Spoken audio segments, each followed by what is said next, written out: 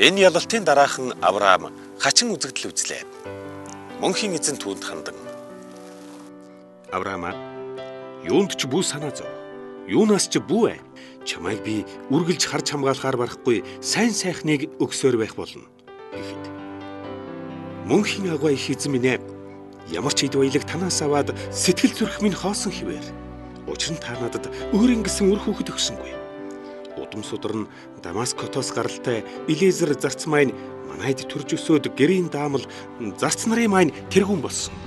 Та надад үр хүүхэд өгөөгүй болохоор өгсөн өмч хөрөнгөтэй намайг нас барсны дараа түүндэл очин шүү дээ" хэмээн Авраам хэллээ. Мөнхийн эзэн Авраамд дахин хэлсэн: "Үгүй ээ, чиний өв залгамжлагч тэр биш. Чи өөрийн гэсэн хүүтэй болно" гээд Авраамыг гадагш гаргав. "За одоо дээш хар. Огторгүйн олон одыг чи тоолж барах уу? Гэтэл чиний удам үүнээс ч олон болно" гэхэд, Авраам мөнхийн эзний тэр үгэнд чин сэтгэлээс итгэв. Үүнийхэн төлөө мөнхийн эзэн Авраамын бүх гмийг уучлан огт гимгүйд тооцож: "Би бол мөнхийн эзэн. Энэ газар нутгийг өмч болгон өгөхийн тулд би чамайг Месопотамийн Үүр хотоос наашин дуудаж авчирсан" гэлээ. "Мөнхийн агуу их эзэн минь ээ, та тэгвэл хэлсэн энэ үгээ биелүүлэхээ батлаж өгөөч дээ" гэж Авраам гуйхад, "За одоо чи надад шүдлэн үнэ, шүдлэн эм ямаа, шүдлэн хуц нядлаад бас 2 тагтаа алж өргөсгөө" гэж мөнхийн эзэн хэллээ. Авраам үнэ, эм ямаа, хуцыг нядлаж махыг өрөөлдөөд тагтааг бүтнээр нь орхив. Тэгээд өрөөл махнууд болон 2 тагтааг зэрэгцүүлэн тавиад ертөнцийн эзний эрхийг хүлээж эхлэв. Харцах шувууд махан дулайран дайрахт нь Авраам үргэж суулаа.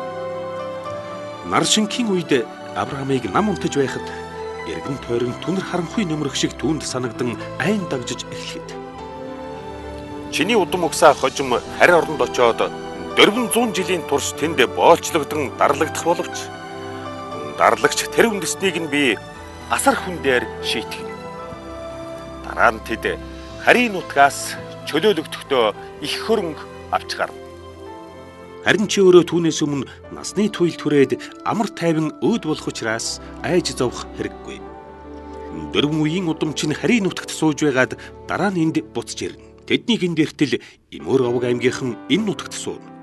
Энэ хүмүүс улам авилагчин шунхай адгийн муу болох учраас тэр үед би чиний удмын төлөө Имөр аймгийнхныг эндээс хөөн шийтгэн. Харин Имөр аймгийнхныг тийм ёрын муу болтол нь хүлээж байгаад би тэдэнд шийтгэл оноо" гэж мөнхийн эзэн хэллээ. Тэгээд тэр шөнө гинэт дүрлцсэн их түүдэг гал асав. Галаас өтгөн их утаа багширч хурц дөл цацарч байлаа. Өнөөх түүдэг гал ассаар игнүүлэн өрсөн өрөөл махнуудын дундуур явж өнгөрөв. "Энэ газар нутгийг би удам угсаанд чинь өгнө. Энэхүү газар нутг нь Египтийн хил дээрх голоос эхлээд Евфрат мөрөн хүртэл үргэлжлэх Хэни, Хиниз, Хадмони, Хит, Перизи, Рейфаим, Имөр, Хянан, Гергаш болон Ивус овг аймгийн газар нутаг болно" гэжээ.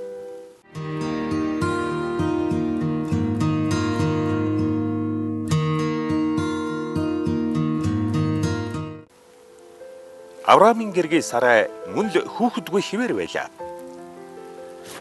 Сарай Египт үндэстний нэгэн зарц бүсгүйтэй байжээ. Тэр бүсгүйг Хагаар гэдэг байлаа. Нэгэн удаа тэрээр нөхөртөө хандан "Мөнхийн эзэн надад үр хүүхэд заяасангүй.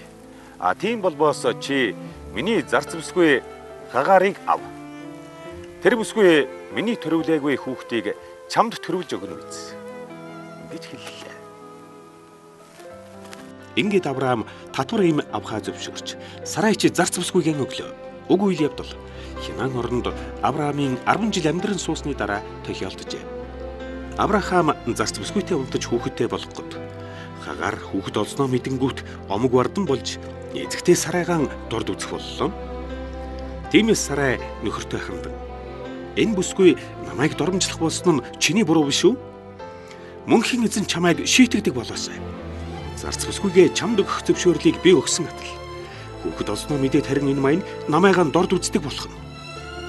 Бидний дотроос хэн буруутайг нь мөнхийн эзэн шийтгэх гэлдэ" Тэгвэл чиний зарц бүсгүй чиний гарын дор биш үү?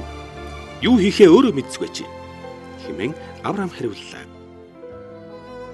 Ингээд эцэгтэй Сарай нь зарц Хагаартаа дур зургаараа хатуурах болсон учраас Хагаар аргагүй тэднээс зүгтж Шүүр хот руу явлаа.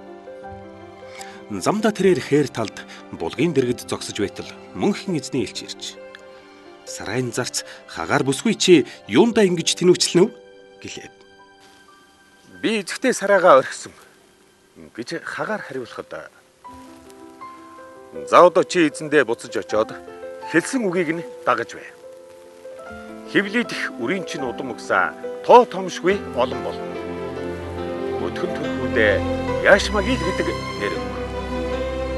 Яшмагил гэдэг нь ертөнцийн эзэн хүний үгийг анхааран сонсдог гэсэн утгатай. Учир нь зовж шаналсан чиний уйлах дууг мөнхийн эзэн сонссон. Харин хүү чинь зэрлэг адуу мэт тэнмэл амьдралтай нүүдэлчин болно. Түүний удам угсаа төрөл саднаасаа хол тус гар амьдарч хүн бүхэн тэднийг эсэргүүцдэг болно гэж мөнхийн эзний элч хэллээ. Хагаар үүнд ихэд гайхан. Намайг байнга ажиж байдаг мөнхийн эзнийг би амьд байхдаа үздэг байжээ хэмээн бодоод мөнхийн эзнийг хүн аждаг их эзэн хэмээн нэрлэв. Түүнээс хойш хадиж болон Бэред хотын хооронд орших тэр булаг намайг байнга ажиж байдаг мөнхийн эзний булаг гэдэг нэртэй болжээ. Хагаар эзэндээ дахин буцаж очоод Авраамийн хүүг төрүүлэн Авраам хүүдээ Яшмагил гэдэг нэр өглөө. Авраам тэр үед 86 настай байжээ.